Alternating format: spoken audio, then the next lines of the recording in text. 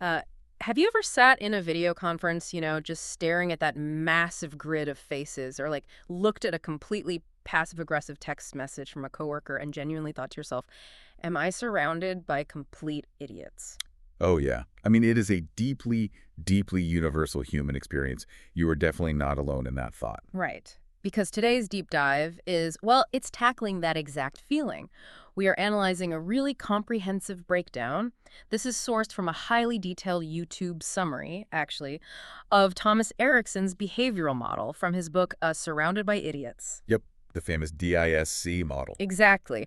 The mission today is to decode this DISC personality model, which basically breaks human behavior down into four colors. You've got red, yellow, green, and blue.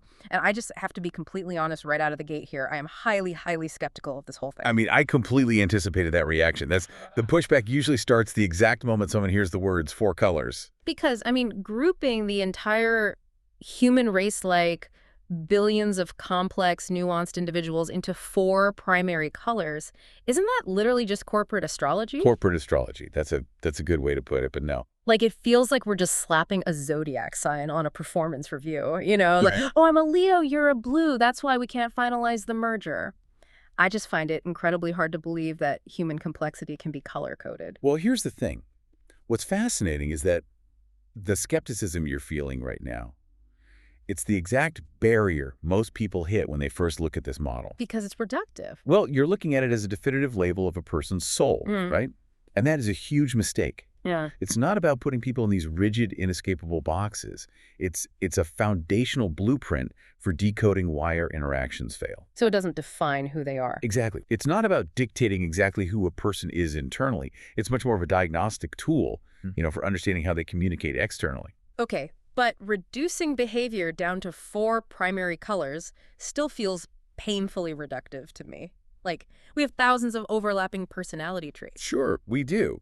But if we connect this to the bigger picture, especially now in 2026, a complex 1,000-variable psychological profile is, frankly, practically useless in daily life. True. Who has the time? Exactly. Think about our modern context. We have completely fractured attention spans. We are dealing with unprecedented digital overload, constant notification, Tell me about it. It's exhausting. and like hybrid work environments where half your team is just a pixelated square on a screen, right? Yeah. And the other half is working asynchronously across 3 different time zones. Yeah, you barely even see them. Right. So you do not have the luxury of spending 6 months psychoanalyzing your new project manager's childhood. You just don't. No, definitely not. You need a fast, reliable heuristic to understand why your Slack messages are being completely misinterpreted. So understanding these distinct behavioral patterns isn't reductive. It's essentially a cognitive cheat code for a high-velocity environment. Okay, a survival tool for the 2026 attention economy. I will give you that speed is absolutely the currency right now. It really is. But let's look at the premise here. The origin story of this entire framework starts with Erikson's own inciting incident, I guess, where he felt completely, utterly misunderstood by this entrepreneur he was interviewing. Yeah, he was completely baffled by the interaction.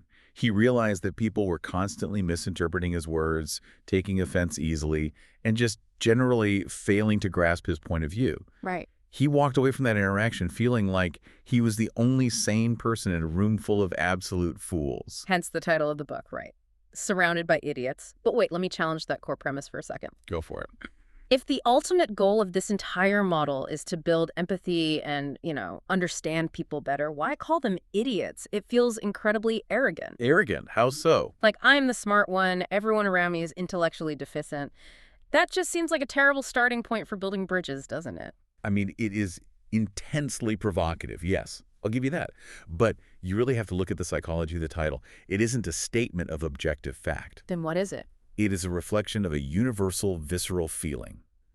When you are attempting to communicate, right, and you provide what you believe is perfectly logical information, Yeah. and the other person simply does not compute it, the default human cognitive reaction is to assume a hardware failure on their end. Like, they must be stupid. Ah, I see. So it's like a computer throwing an error code. Exactly. When the brain expects pattern A and receives pattern B, it registers an error. Erikson's realization was that these communication crashes, stemmed from conflicting operating systems, not a lack of processing power. Wow. Okay. So it's a forced perspective shift, moving away from people are stupid to people are fundamentally operating on a completely different behavioral frequency. Precisely. And the source material spends significant time on the anatomy of behavior to back this up. It explains that our observable actions are just the tip of the iceberg. Right. There's way more underneath. Yet we behave the way we do due to this dense, complex interplay of genetics, early neurodevelopment, upbringing, cultural conditioning, all of that. But even with millions of variables, you're saying predictable patterns emerge. Absolutely. They emerge right at the surface level. Because the human brain relies on recognizable algorithms to navigate the world. Right. You're hitting on the exact mechanism Yo, there. let me phrase that differently, because we're basically pattern matching machines. Some people are biologically or environmentally primed to value control and rapid dominance, right? They scan their environment for obstacles and just attack them. Yes, the control seekers. While others are primed to value harmony and consensus, they scan their environment for social friction and attempt to smooth it out. Exactly. These aren't random, chaotic behaviors. They are rooted in distinct, deeply ingrained psychological survival strategies. So the clash happens when these strategies collide. Right. The friction happens when a control seeker demands an instant decision from a harmony seeker. Oh, I can picture that perfectly. The control seeker views the hesitation as total incompetence. Meanwhile, the harmony seeker views the demand as aggressive hostility. And both of them walk away thinking the other is an absolute idiot. Man, I want you, the person listening to this right now, to picture that one individual at work, or, maybe in your extended family, who you constantly clash with. We all have one. That person where every single text thread turns into this grueling negotiation, or every 10-minute sync turns into a migraine. What this model suggests is that this individual isn't waking up in the morning maliciously plotting to derail your day. Oh, no, not at all. They are just running a completely different communication software. And once you decode their software, the apparent madness suddenly reveals a very, very predictable method. Okay, let's decode that software then. Let's get into the 4 colors of the DISC model: dominance, influence, steadiness, and conscientiousness, and really see how they manifest in the 2026 arena. Let's do it. This is where we see if this theory actually holds weight. Let's start with red dominance. The source describes them as action-oriented, decisive, and highly assertive individuals. Reds crave control. They absolutely thrive on challenges, friction, and forward momentum. So they're the ones pushing the gas pedal. Exactly.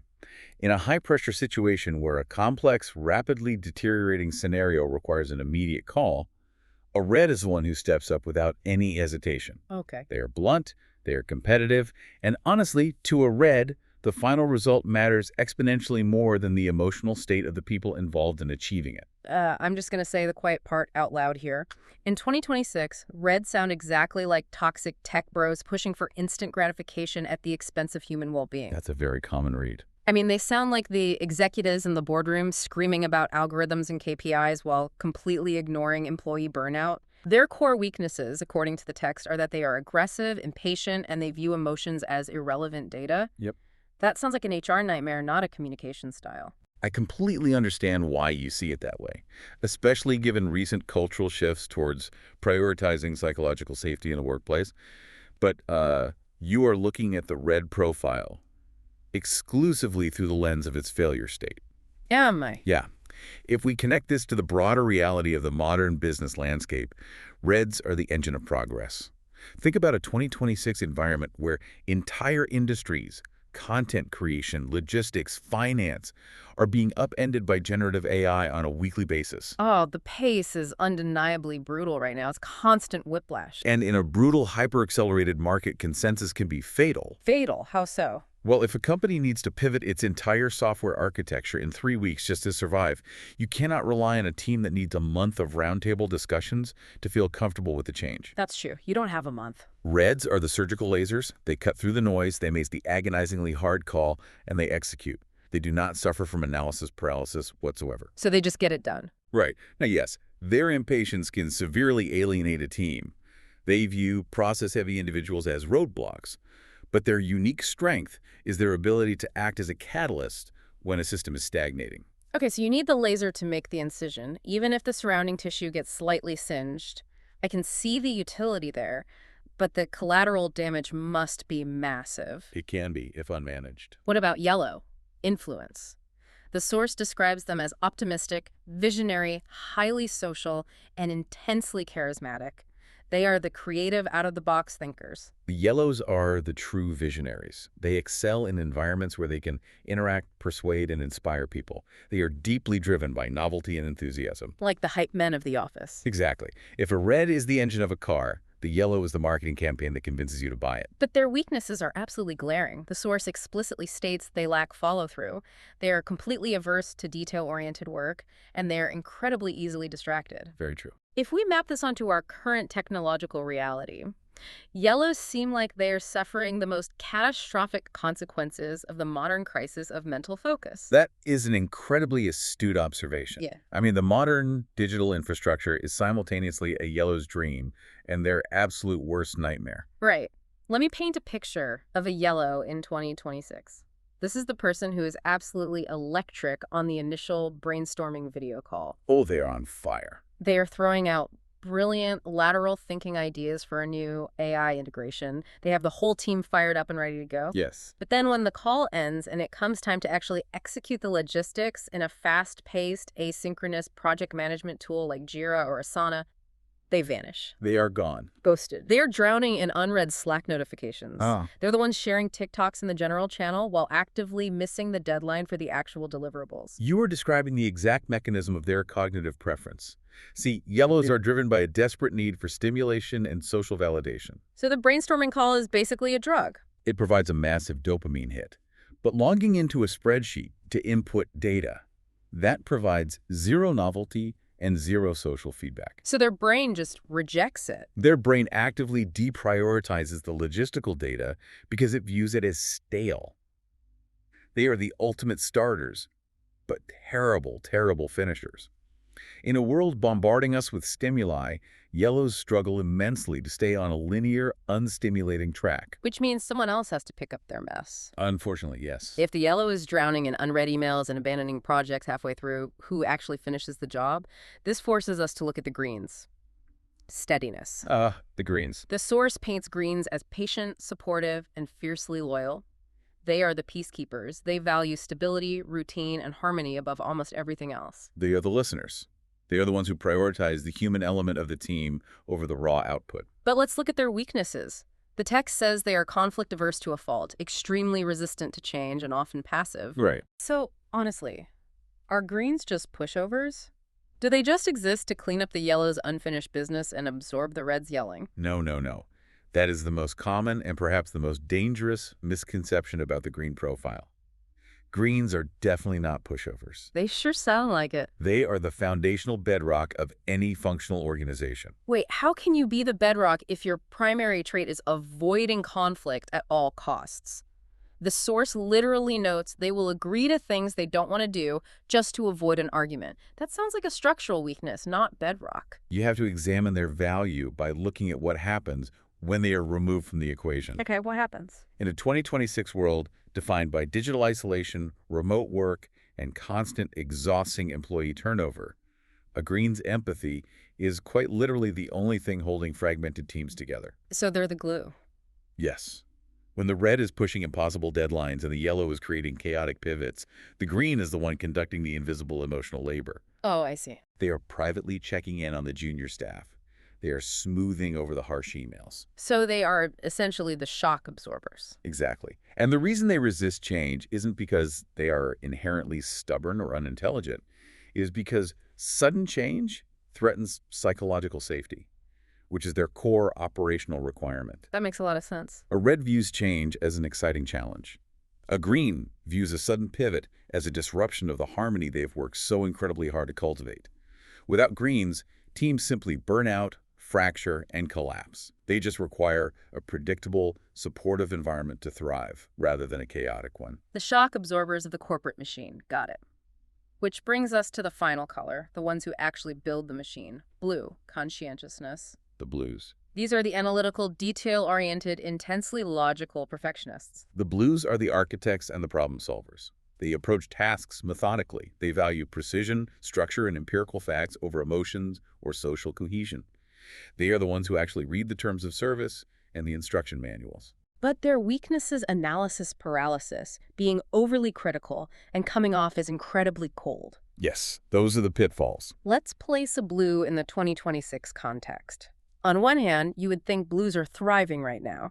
We are dealing with wildly complex data sets, intricate compliance regulations, algorithmic biases, cybersecurity threats. You absolutely need a blue to navigate that landscape. They're indispensable. Aye. They ensure quality and accuracy in a technological ecosystem where a single, tiny coding error or compliance oversight can cause a massive, multi-million-dollar outage. They are the ultimate risk mitigators. But here is where the friction must become unbearable.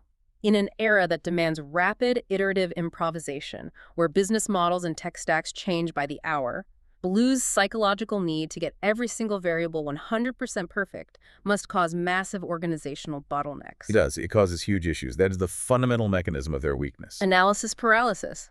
Exactly. Analysis paralysis is essentially a runaway risk mitigation algorithm. If a blue feels they do not possess a complete and total data set, their internal logic dictates that moving forward is mathematically irresponsible. So they just freeze. They get permanently stuck in the details.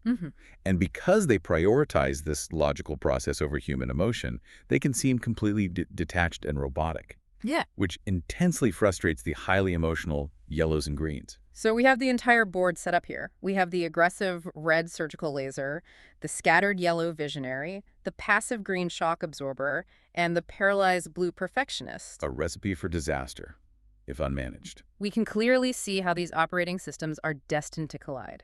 Which brings us to the core tension of this entire deep dive. Here we go. This is the central thesis of Erikson's work, and quite frankly, it is the part of the source material that made me want to throw my tablet across the room. I have a strong suspicion about which principle you're referring to. It's the core argument he makes about adaptation. He introduces this big, unavoidable rule. Communication happens entirely on the listener's terms. It is the most counterintuitive and yet by far the most powerful psychological tool in the entire book. See, I push back on that entirely. Why is the burden of change placed on the speaker? Why do I have to change who I am? Well, No, wait. We live in an era that constantly preaches authenticity and bringing your whole self to work. If I am a direct, results-oriented red, why do I have to coddle a green who is afraid of a little robust debate? it's not about coddling. Why is the burden on me to tiptoe around someone else's fragility? Isn't this concept of adapting just a fancy, socially acceptable word for manipulative people-pleasing? Okay, this is the crux of the debate right here, and your reaction is incredibly common. But you are viewing adaptation through the lens of identity compromise. Because it is. You feel that by changing your delivery, you are betraying your authentic self. But that is the wrong framework entirely. It is not about changing your core values, your morals, or your ultimate goal. It is about deploying tactical flexibility. Tactical flexibility sounds like corporate doublespeak for masking your true intentions. Let's strip away the corporate context for a second and look at the raw mechanics of communication. What is the fundamental biological purpose of speaking to another human being? To transfer information, to get your point across so they understand it. Exactly. If your goal is to be understood, and you are broadcasting a signal on a frequency the other person's receiver fundamentally cannot decode or is actively repelled by, the failure of that interaction is on you, the broadcaster, not the receiver. So it's my fault they can't handle my style. Think of it like radio frequencies. If you are blasting FM rock music at an AM receiver and getting furious to know music is playing, yelling louder authentically does not fix the problem. You have to change the dial. I mean, I see the logic, but the application feels like enabling bad behavior. Like if someone is being overly sensitive, adapting to them just reinforces their sensitivity. But look at the outcome. Yeah. If you are a red and you approach a green aggressively, demanding instant decisions and dismissing their concerns, the green's nervous system will perceive a threat. And they shut down. They will completely shut down. You will not get the results you want. So your refusal to adapt, your insistence on your authentic aggressive style, actually sabotaged your own goal. Adapting is simply recognizing the reality of the receiver's hardware and tuning your frequency so the message actually penetrates. Okay, fine. So what does this tuning process actually look like in practice? The source goes into extensive detail on the specific playbooks for handling each type. Let's say my goal is to get a project approved, and the decision maker is a textbook red. What is the tactical approach? If you are dealing with a red, you must ruthlessly edit your communication. Yeah. Be direct. Skip the pleasantries entirely. Skip them. Do not ask them how their weekend was or how their kids are doing if you have a pressing business issue to discuss. See, that feels almost sociopathic.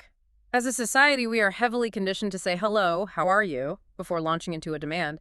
It feels deeply uncomfortable not to do that. To a red, wasting their time with superficial pleasantries when there is a measurable problem to solve is what feels rude. They view time as their absolute most precious resource. Focus purely on results, outcomes, and timelines. Straight to the point. Furthermore, you must physically and vocally project confidence. If you preface your pitch with, "I was kind of thinking maybe we could," they will instantly categorize you as weak and dismiss your idea entirely. Bring a solution, not a discussion. Bring a solution, not a discussion. Got it. Now, what about tuning the dial for a yellow? With a yellow, you have to completely match their emotional energy. Yellows respond to enthusiasm, big picture thinking, and social warmth. Right, the dopamine seekers. If you come at them with a dry spreadsheet, their brain will literally tune you out. You want to engage them in the vision, give them a sense of creative freedom, but, and this is the critical tactical maneuver, you have to be the invisible guardrails. Invisible guardrails, I like that. You have to gently steer their chaotic energy back to the actual task.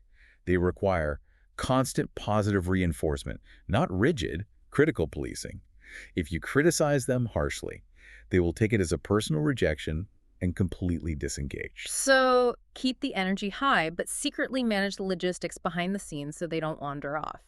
Now, adapting to a green, this is the one where my instinct would be to just push them to move faster. And pushing green to move faster is the absolute worst tactical error you can make. With greens, the currency is patience and psychological safety. So slow it way down. You have to actively create a non-threatening environment. Take the time to listen to their concerns, even if they seem minor to you. If you are introducing a massive structural change to a project, you cannot spring it on them at the last second on a Friday afternoon. Because they'll panic. They need a runway to process the change. You have to assure them that the team's stability will not be destroyed. And finally, the blues. How do we tune the frequency for the data-obsessed perfectionists? You bring empirical facts. You leave your passion, your enthusiasm, and your emotional appeals at the door. Do not use vague concepts like synergy or gut feelings. It's just the numbers. Provide detailed, well-organized information. Cite your sources, and then crucially back off and give them the physical and mental space to analyze it. Don't hover over them. If you stand over a blues desk, pressuring them for an instant, off-the-cuff decision without allowing them to review the data, they will reject your proposal out of hand, simply to mitigate the risk of being wrong. The source illustrates this adaptation rule with a brilliant real-life example that actually extends beyond the boardroom and into personal relationships. It details a couple where one partner is a highly spontaneous yellow and the other is a rigidly structured blue. Oh, a classic, highly volatile combination. Let's look at the mechanics of this disaster. The scenario is planning a vacation. The blue wants an Excel spreadsheet detailing every flight connection, hotel reservation, and museum tour broken down by the hour. Naturally. While the yellow wants to just buy a one-way ticket to Italy, wander the streets, and see what happens, the yellow feels completely suffocated by the blue's itineraries. And the blue feels profound, chest-tightening anxiety over the yellow's reckless chaos. It's nightmare for both of them. And Erikson's core point is that the solution isn't demanding the other person change their fundamental nature. Exactly. The yellow is never going to genuinely love data entry, and the blue is never going to genuinely enjoy uncertainty. The solution is the middle ground of mutual tactical adaptation. Meeting in the middle. The yellow makes a conscious, deliberate effort to sit down for 1 hour and agree to a basic framework of travel, recognizing that this small concession provides the blue with the psychological safety required to actually enjoy the trip. And on the flip side, the blue has to force themselves to leave a 6-hour block of the itinerary completely blank, right? Consciously surrendering control to allow the yellow the novelty and spontaneity they need to feel alive. It requires acknowledging that the friction isn't a character flaw, it's just incompatible software attempting to run the exact same program. It requires an immense amount of maturity, honestly, but it is the only way to prevent constant conflict. Exactly. Okay, we've explored the verbal and psychological adaptation, but here's where we venture into the hidden gems of this source material. These are the insights buried deep in the middle chapters that most casual readers skim right past, but I actually think they constitute the ultimate cheat code for the 2026 workplace. Ah, you're referring to the physiological indicators, body language. Yes, because if the golden rule of this entire system is adapt to the listener's frequency, we run into an immediate practical logistical problem.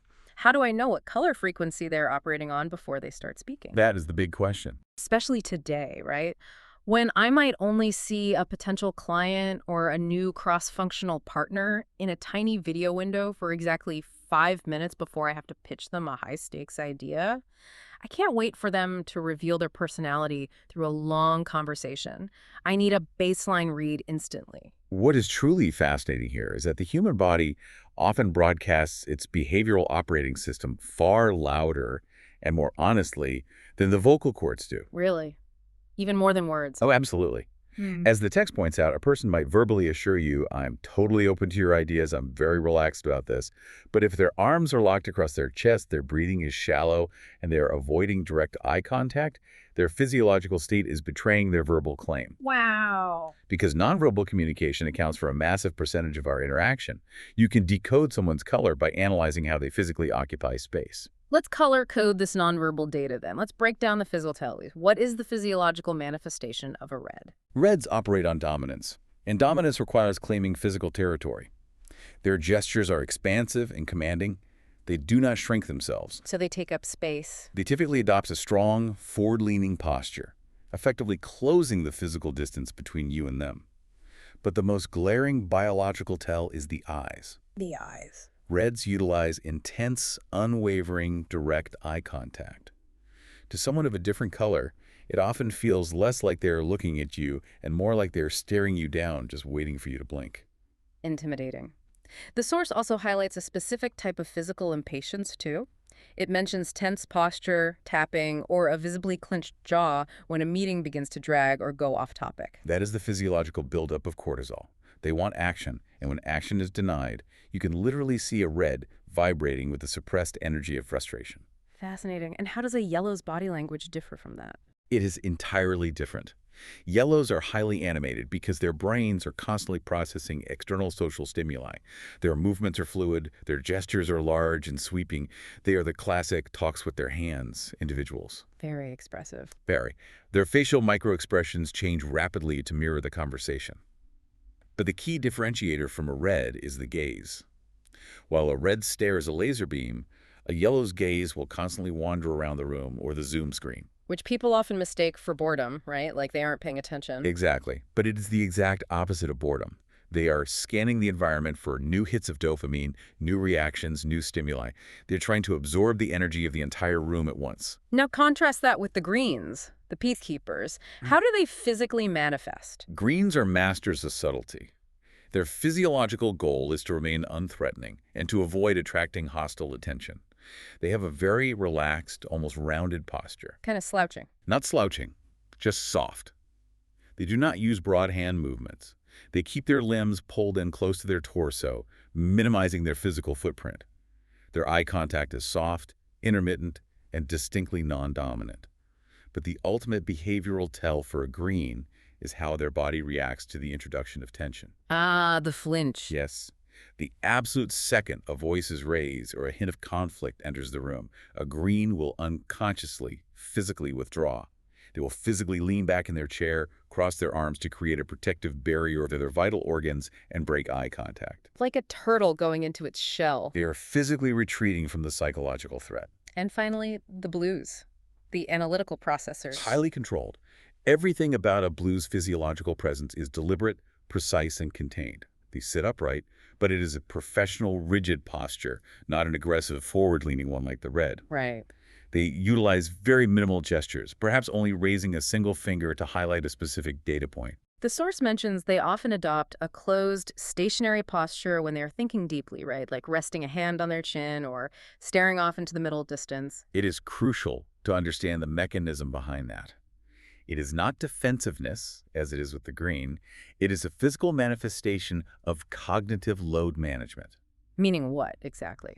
The blue is intentionally shutting down their own physical movements and blocking out external visual stimuli so they can dedicate maximum caloric energy and brain power to internal data processing. Their facial expressions remain subdued because displaying emotion requires energy they are currently using to analyze your spreadsheet. So think about the profound tactical advantage this gives you. It means that before someone even unmutes their microphone in a 2026 video conference, you can read their baseline operating system. You really can. Like if a stakeholder logs on, leans intensely into the camera, and locks eyes with the lens without smiling, you are dealing with a red. You immediately scrap your 5-minute introductory anecdote and jump straight to the ROI slide. Exactly. Conversely, if they are leaning back, face totally impassive, barely moving, you've got a blue job. You skip the visionary pitch and bring up the raw data. And your own physical adaptation must match theirs. If you walk into a negotiation with a red, and you unconsciously adopt the soft, withdrawn, protective body language of a green looking down, shrinking your posture, speaking softly, that red's brain will instantly categorize you as submissive. Oh, wow. They will lose professional respect for you before you have even made your pitch. You have to match their physical frequency. Sit up, hold the eye contact, project vocal confidence. Even if you are naturally agreeing, you have to borrow the physical vocabulary of a red to ensure your message is received. That is wild. It's an entire shadow conversation happening underneath the spoken dialogue. It really is. Now, we have covered how individuals operate and how to decode them. But in the modern economy, very few people work in a total vacuum. We work in complex, cross-functional groups. And this brings us to the absolute climax of this deep dive. This is the section that completely shifted my understanding of workplace conflict. Because the source material pivots from one-on-one interactions to the volatile chemistry of group dynamics. Which is where the theory truly gets tested. Yeah. Because a functional, profitable team actually requires a diverse mix of these color types. You cannot build a company with just visionary yellows. You'd have incredible ideas and absolutely zero products. And you cannot have a team of just analytical blues. The product would be flawless, but it would take a decade to launch. Right, but throwing them all together creates immense friction. The source provides this painfully relatable example. A red manager gets incredibly frustrated by the slow pace of the blue and green team members. Let's modernize the scenario. The team is building a new AI feature. The red manager wants to push the code live today to beat a competitor. A classic red move. The blue engineer is saying, no, we need 3 more weeks of rigorous quality assurance testing because the error rate is at 1.2%. And the green project manager is saying, the developers are working 80-hour weeks, everyone is feeling deeply burned out, and we need to pause before someone quits. Under normal circumstances, that is just a standard, frustrating Tuesday at a tech company. People grumble, they compromise, and they move on. Right. But this scenario raises a critical, deeper question. What happens when the ambient pressure of the environment reaches a boiling point? What happens when the company's funding is running out, the deadline is missed, and the stakeholders are furious? And this is the breakthrough realization. This is the moment the whole model clicks into place. Stress does not fundamentally change your personality. It radicalizes your core color. It is arguably the most profound psychological insight in Erikson's entire framework. We often assume stress makes people act out of character. Yeah, you always hear that. Oh, they were themselves. But the reality is the exact opposite.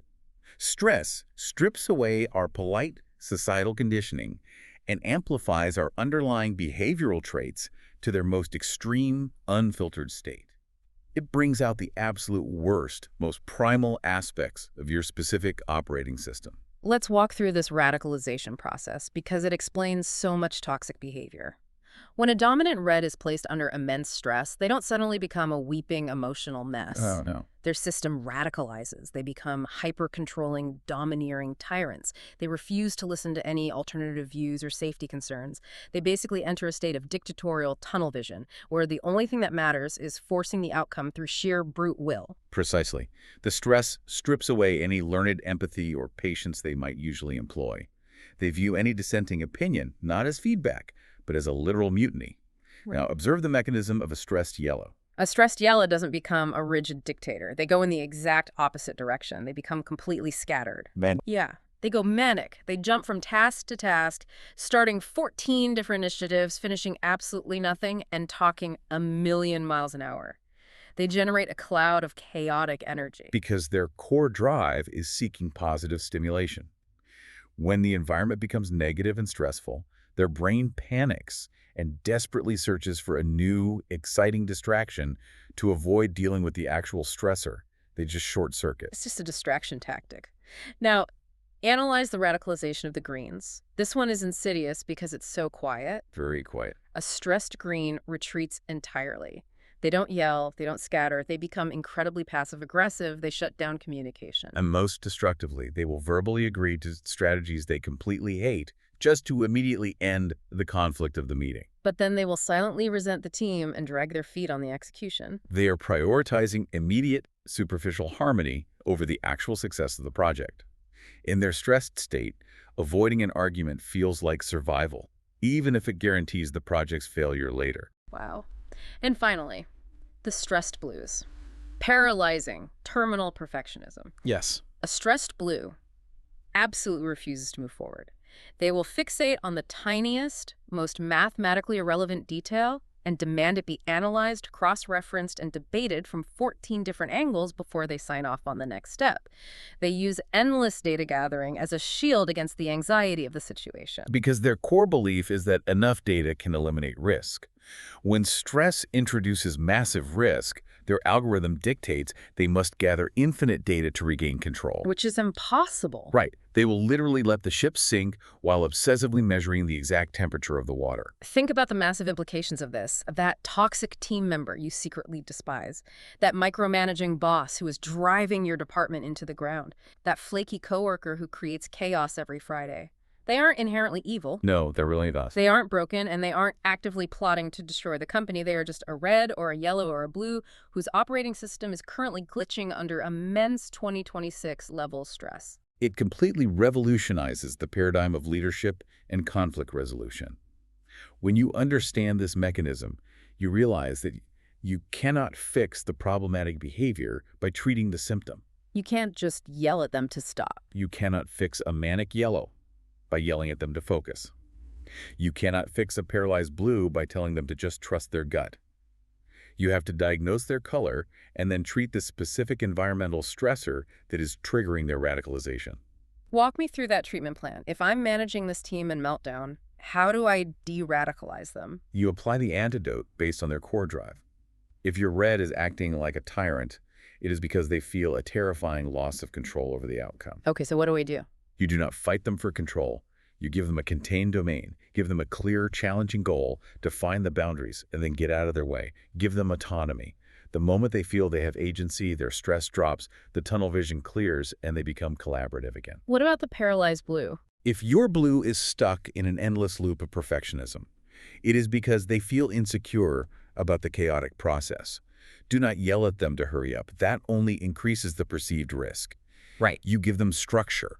You provide them with clear, definitive guidelines, a firm deadline, and assure them that the parameters will not change. You contain the variables. And the green, who has shut down and gone silent. They feel threatened by the hostility in the environment. You cannot pull them into a group meeting and demand they speak up. You have to rebuild psychological safety. Privately, right? Yes, you approach them privately in one-on-one setting. Right. You reassure them that their position on the team is secure, and you validate their concerns about the team's burnout. Once the threat level is reduced, they will re-engage. So you treat the underlying color-coded psychological trigger, not the annoying surface behavior. It shifts your entire perspective from moral judgment to strategic problem solving. We have covered an immense amount of psychological ground here today. Let's start weaving these threads together. Let's do it. We've decoded the fundamental operating systems of the four colors. We've debated the uncomfortable but necessary rule of tuning your frequency to the listener. We've unlocked the hidden physiological tells of body language, and we've mapped out the explosive mechanics of stress radicalization. If there is one overarching philosophy to extract from Erikson's work, it is that understanding human behavior is not a destination. It is a continuous, lifelong practice. Human beings are incredibly complex, multifaceted creatures. They really are. The DISC model is not a magical sorting hat designed to permanently restrict people's potential. It is a diagnostic tool for generating empathy. It is a framework for building bridges of understanding across massive communication gaps, rather than forging weapons to label and dismiss those who frustrate us. And for you, listening to this, the ultimate actionable takeaway is incredibly liberating. You can officially stop trying to fix the idiots around you. You can stop exhausting yourself trying to force everyone in your life to speak your exact dialect. It's a huge relief. The true power of this model is the profound realization that everyone is navigating this chaotic, high-stress world using a completely different set of instructions. Once you see the underlying code of the matrix, you stop taking other people's behavior personally. You realize it was never about you, it was always about their operating system. By practicing active observation and tactical adaptability, Mhm. you are not compromising your authentic self. You are simply mastering the highest level of human connection. You are becoming bilingual in a world where most people only speak one language. Well, I want to leave you with one final, slightly provocative thought experiment to mull over on your own time. We have spent this entire deep dive analyzing how to adapt to people who are different from you.